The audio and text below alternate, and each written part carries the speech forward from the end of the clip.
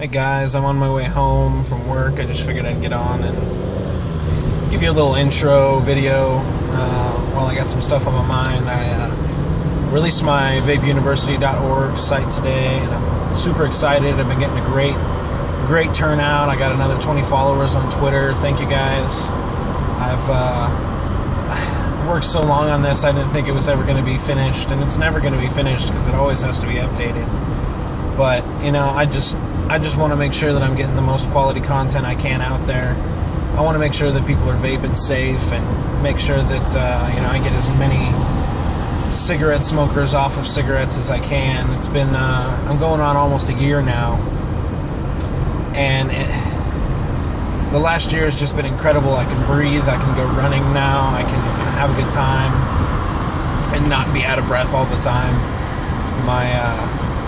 My health has gotten overall better. I mean, I could go over the positives for an hour of just how amazingly my life has changed in the last year just after I quit cigarettes.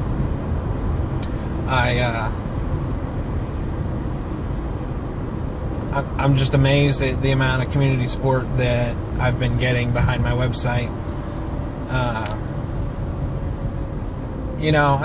I don't want anything. I don't do this to get paid or for a business. I just want to help out as many people as I possibly can. And I'm hoping to go worldwide with this website soon. If you're a vendor, I'm coming out with a flyer here real soon that I can distribute all over so that I can get as much exposure as possible. The community right now is lacking a large piece of the pie, and that is information. It's strewn about, it's all over the place. You got little tidbits of information here or there. You have conflicting reports. You have research that scares you that you don't understand. There's bans all over the place. There are things happening that need to be talked about, and like the dangers of diacetyl. Our community is pretty good at getting that kind of information out there, but the fact of the matter is, it's not enough. People still don't realize that there's more to it than that. There's acetylene, there's the diketones, there's all the other stuff that comes with the custards and the things of that sort that make it bad that we just don't have enough research on.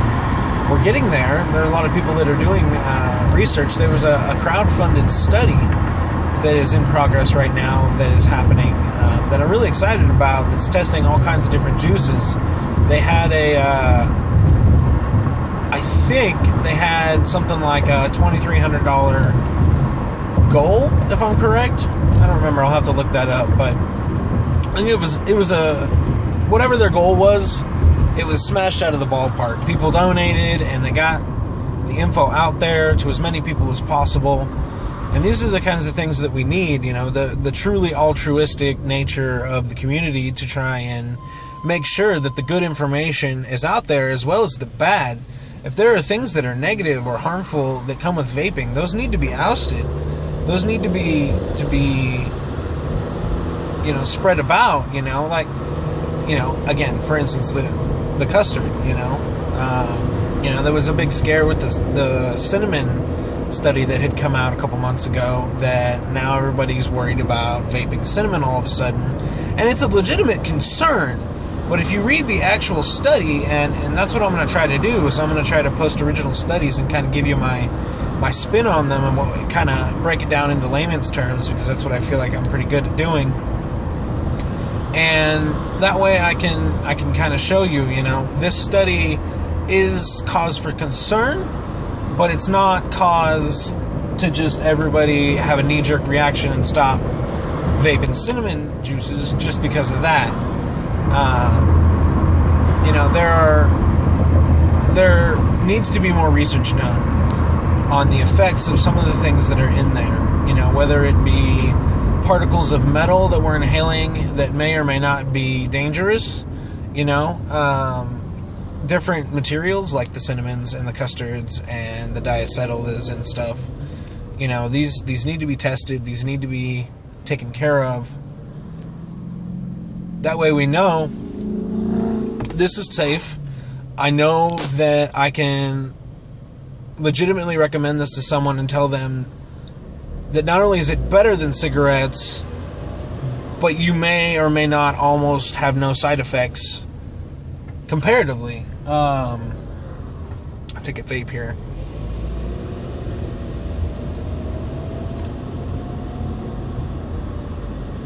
I don't know if I'll be doing more of these car sessions. It's kind of a lot to pay attention to at once. It's probably not the safest, but this is when I have time, and I figured I'd get it, at least an intro out there. I just want to introduce myself, and so everybody can put a face to a name, and just so that I can get out there and, say, hey, here's who I am, here's what I'm doing. A lot of good stuff in the works. I have something coming up real quick that's going to be pretty big, I hope, and we'll see how the community feels about it as a whole, local and national, and even global. But Vape University is just a start. The tutorial section is coming soon because I don't have an HD camera yet. That's coming. The research page is coming also.